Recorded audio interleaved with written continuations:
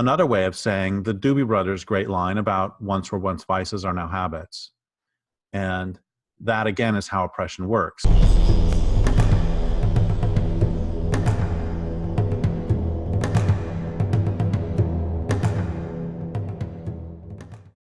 Earlier this week, I was reading a hard-boiled detective pulp novel from the 1960s.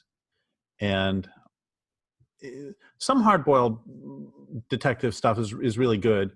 And this was not. I only read about 20 pages because it was frankly pornographic.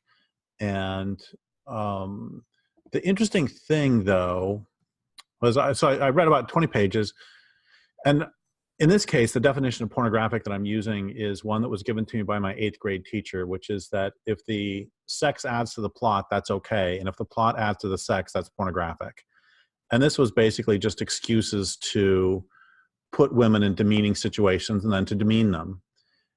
But there was a very interesting thing, and I don't want to be too broad about this, but there is a movement I see here, which is there was a scene early on where the woman is prostituted out by her boyfriend, and then the John abuses her and then abuses her a lot more. And the thing that struck me as really interesting is to see the evolution of pornography between 1960 something and now. And the difference is that, or one of the differences is that even though this was still meant to arouse males, it was clear in the scene that the woman did not in any way enjoy this degradation. And the degradation was seen by the author and by the reader as a bad thing, but it happened anyway. And now, of course, with the sort of ascendancy of sadism through queer theory, BDSM, no kink shaming, etc. I mean, look at 50 Shades of Grey, where now the degradation is seen as quite often as a good thing, as something that she wants, something she enters into voluntarily.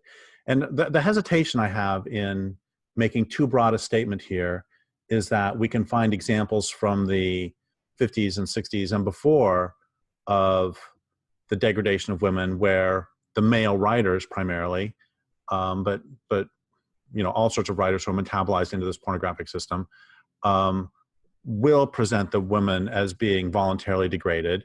And we can find examples certainly today of pornography where the thrill is that the women are saying no, and then that no is being overridden. But by and large, the general movement, the general evolution of pornography has been to make it move from something that is recognized as bad, recognized as harmful, but it's done anyway, to being purely accepted. And of course, this is mirrored in, for example, back in the day, if someone wanted to go to a porn shop, that was quite often one had to go to a sort of skeevy part of town and slink in.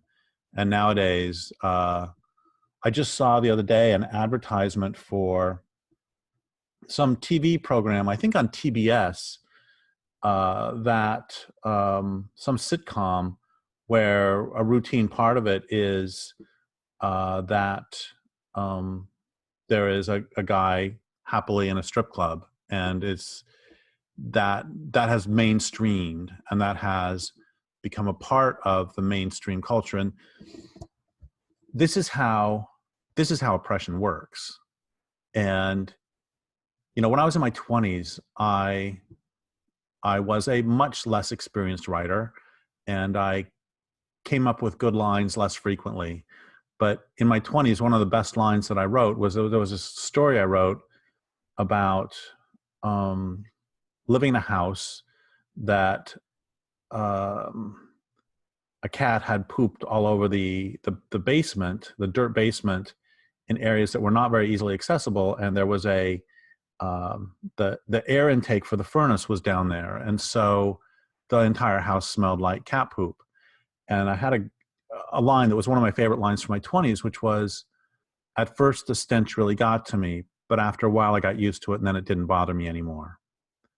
And that's another way of saying the Doobie Brothers' great line about once were once vices are now habits.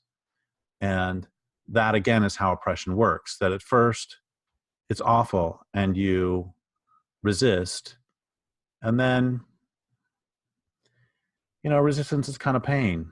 So yeah, it's okay. And then when you're fully Stockholm syndromed into it, when you're fully metabolized into the system, you either see it as just a part of life or as something good.